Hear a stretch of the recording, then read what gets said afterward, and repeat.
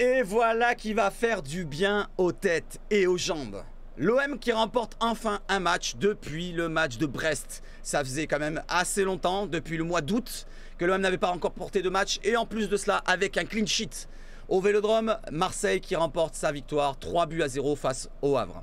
Alors, pour commencer, on va parler un petit peu des compositions d'équipe que nous a mis Gattuso.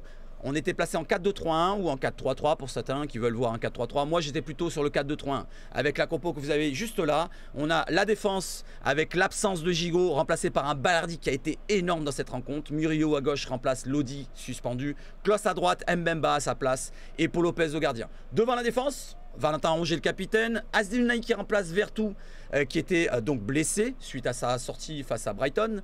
Et nous avons aussi devant l'attaque avec le trident derrière Aubameyang qui est composé de Amin Harit dans l'axe, Ismaïla Sarr à gauche et Iliman Ndiaye à droite.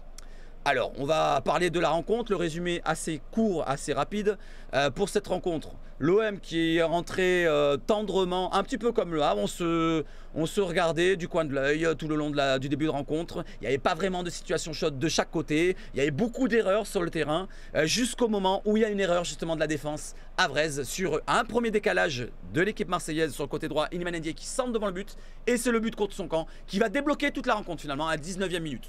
Contre son camp de Sanganté.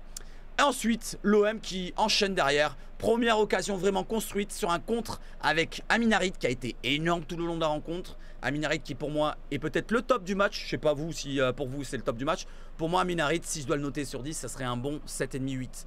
Voilà, n'hésitez pas à noter les joueurs si vous voulez dans les commentaires. Donc Amin Harit qui fait un bon décalage, il dribble un joueur, il se retourne, il va vers le but. Décalage pour Aubameyang qui marque son premier but. Alors c'est un superbe piqué qui nous fait Aubameyang. Je le pensais hors jeu sur l'occasion. Petit piqué devant Desmas. But 2-0.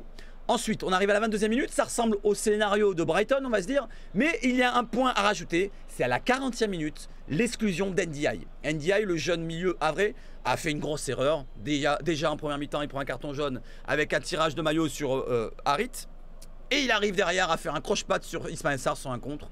Carton rouge mérité, deuxième carton jaune pour Iliman Ndiaye. À partir de ce moment-là, à partir de la 40e minute, le jeu a commencé à changer. Du côté de l'OM, on a réussi à poser le pied sur le ballon et on a maîtrisé plus ou moins la rencontre jusqu'à la fin de la rencontre. Voilà, peut-être dans le doute de perdre un petit peu ces conditions physiques qui nous coûtaient tant sur les derniers matchs.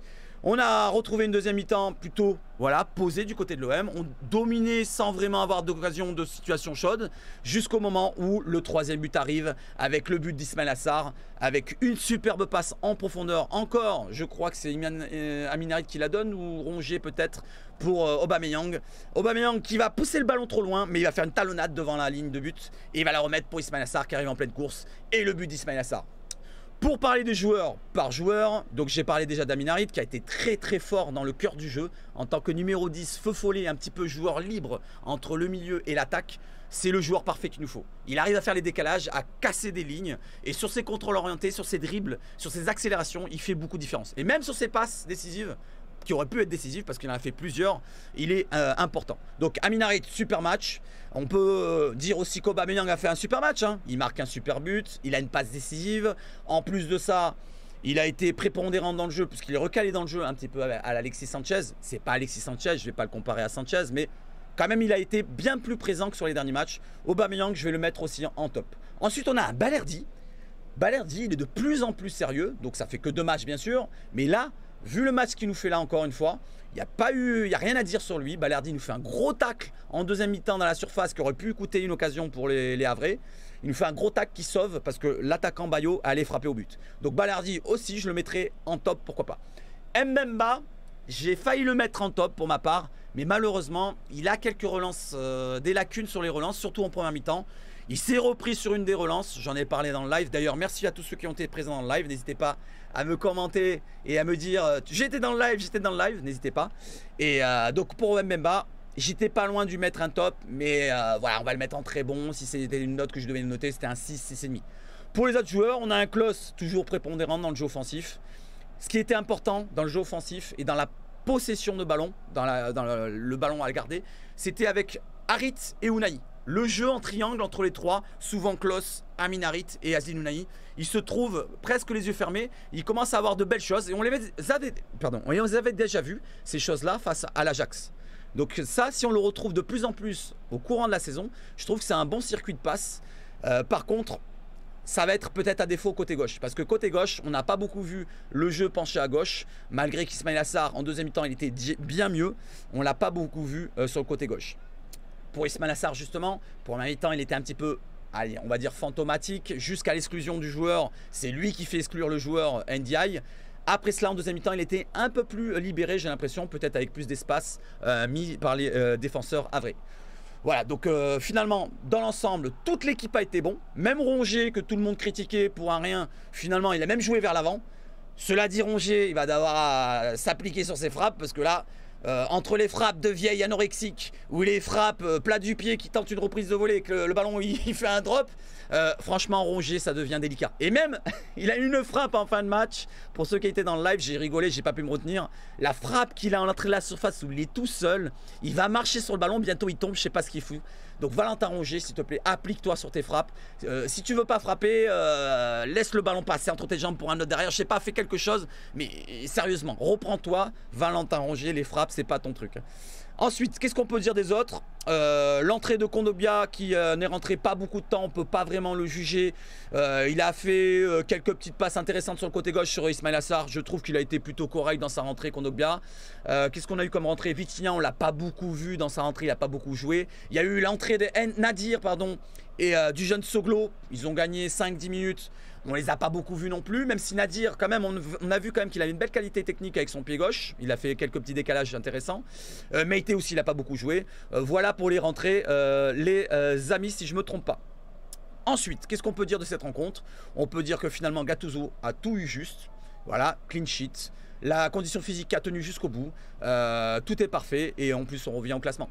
Voilà les amis, un petit résumé assez court. Je ne sais pas si j'ai oublié quelque chose. J'aurais pu parler de Lopez, mais finalement il n'a pas eu grand chose à faire.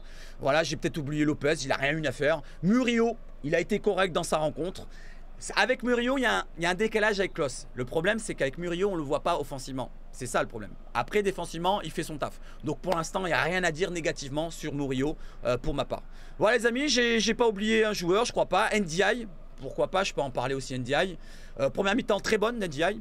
Il a fait beaucoup d'efforts. Il a pas mal combiné aussi sur le côté droit avec Klose et Harit. Mais deuxième mi-temps, je l'ai trouvé un peu plus... Alors peut-être c'est la fatigue, peut-être qu'il n'avait pas la condition lui. Mais il a fait quelques erreurs, hein, quelques centres loupés, quelques dribbles ratés, quelques frappes loupées. Parce qu'il aurait pu mettre le troisième ou le quatrième. Je ne sais pas si on était à 2-0 ou à 3-0 à ce moment-là. Quand il manque son tête-à-tête, je crois que c'est le 2-0 il y avait. Un centre de Sarr, magnifique. Il lui met au point de pénalty et il lui tire directement sur le gardien. Je veux bien... T'as la cage ouverte, au bout d'un moment, tu tires à droite, le gardien était à ta gauche, tu lui tires dessus. Voilà, il a un petit peu manqué son occasion. Voilà les amis, donc je suis satisfait, vous êtes satisfaits.